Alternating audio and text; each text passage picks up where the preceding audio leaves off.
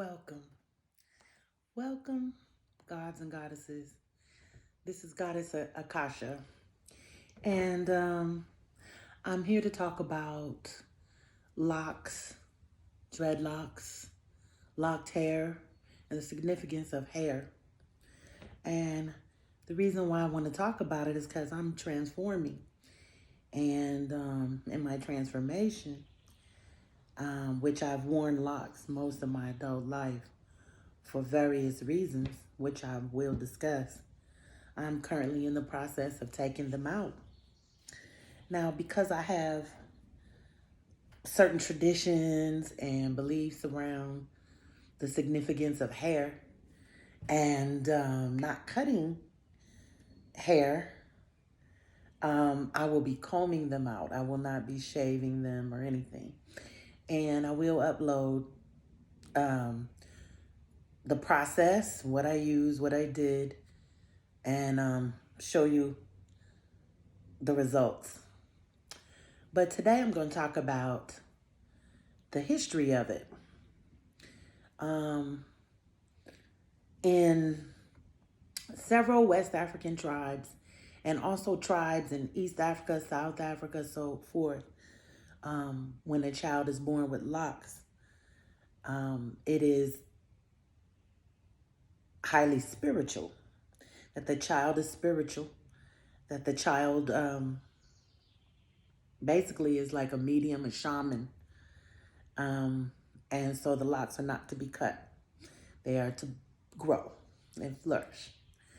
And also in indigenous Native American culture, they believed, or we believe, my culture, believed that the hair was tied to and connects you to spirit. So one of the reasons why natives didn't cut their hair and the men grew very long hair and wore braids, etc., was to be connected to spirit.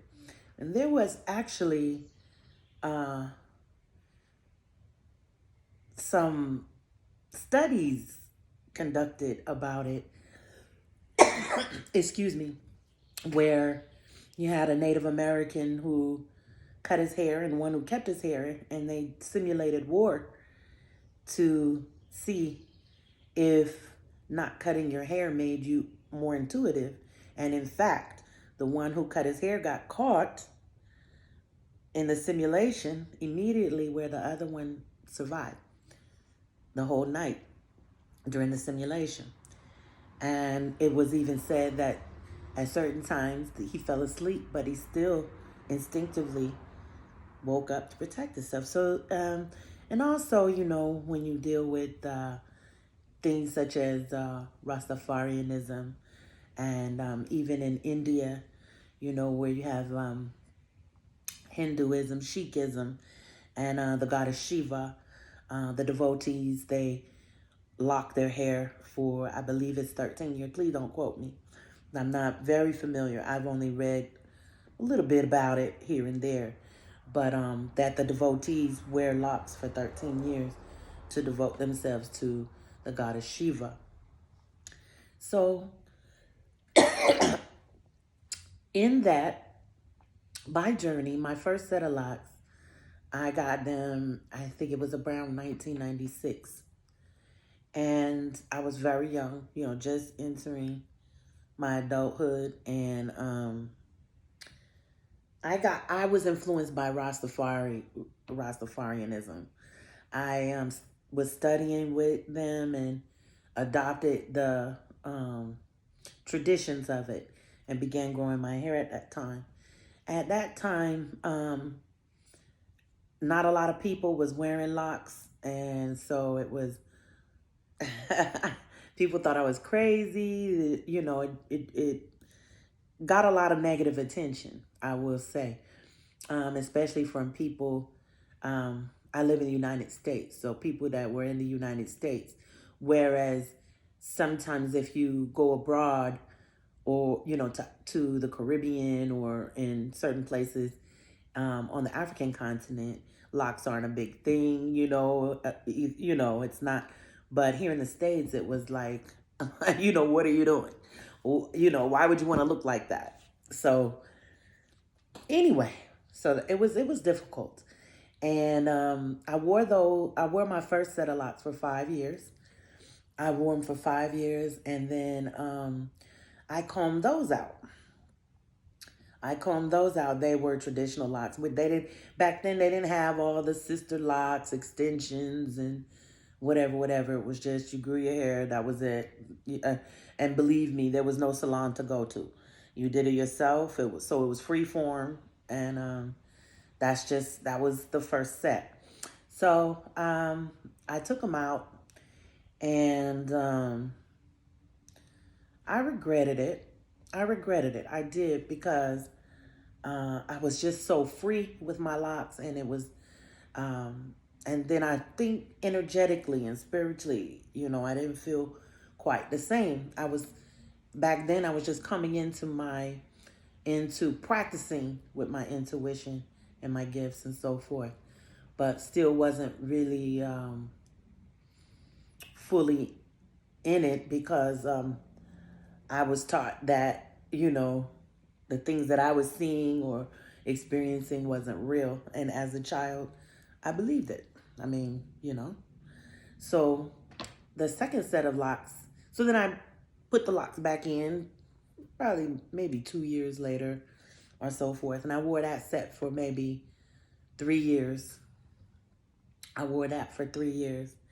And then someone cut my hair. So I was in my frustration, because I had a lock right here that was, they were about this long, and the front lock was cut like up to here. So in my frustration, I took them out. I took them out. Some can say that was tied into vanity. It probably was. But I was a young woman, and that's just what happened. So skip on down a few years later. And also, I want to say that I didn't plan it that way, but the mathematics adds up. 5 is my life path number. 3 is a part of my birth number. So, make a long story short, I believe it was 2008, that's when I began this journey of this set of locks. And this set of locks I have had for 13 years now. As a matter of fact, it's been 13 years down to this month, which is May. 13 years. I absolutely love them. I love them. They're very long. They're past my waist. But for the last year or so, I've been having so many pains, and due to the fact that they're just so heavy. They're so heavy, and I'm very, very tender-headed. I'm very tender-headed. So, like, even this hairstyle, it won't last but a day. Tying it up and all of that doesn't last but a day. And sometimes I can't even wear it half a day. My scalp is just very tender. So I wear them down a lot, and they hang. When I tie them, a lot of times, if I'm going to sleep or whatever, they're so heavy, they come apart. Nothing stays on my head. You got your crowns and tams, I also crochet those. But, the last year, I've been having some serious ascension symptoms coming into my abilities, my intuition, clearing out chakras. So I've been having ascension symptoms.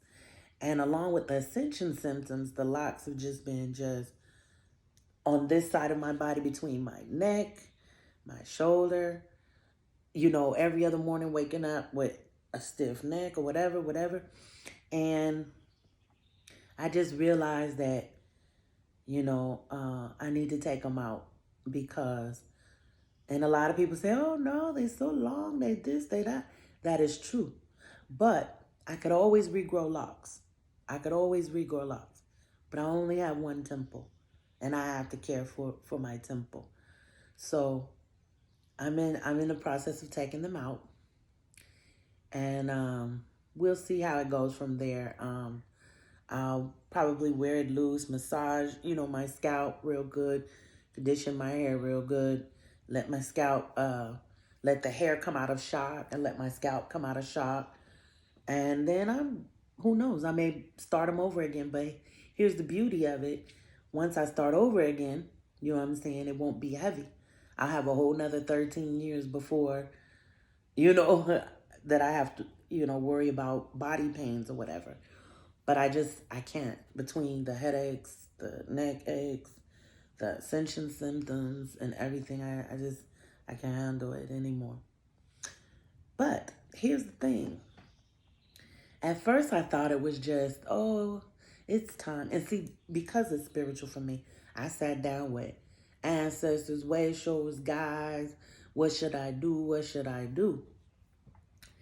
And I was inspired to wait.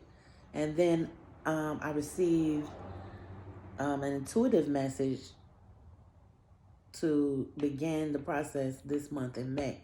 Not even realizing, as I went back and thought about it, oh, wow, that's the month that I put them in, May, which is 5. My life path number is 5. Also, I wore them 13 years, 13 as in like 13 disciples, 13 years to Goddess Shiva. 13 is a good number. So, also, I'm entering a 7 cycle of 7. 7 times 7. So, and 7 is also in my birth number, in my birth chart. So everything pretty much aligns and adds up. And I thank you for listening. I appreciate it. And I will keep you updated. And remember, your hair is an extension of you. It is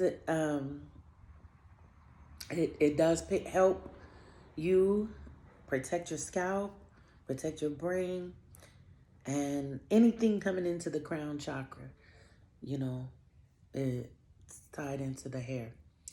So I wish you love, peace, and light. Ashe, I say. Thank you.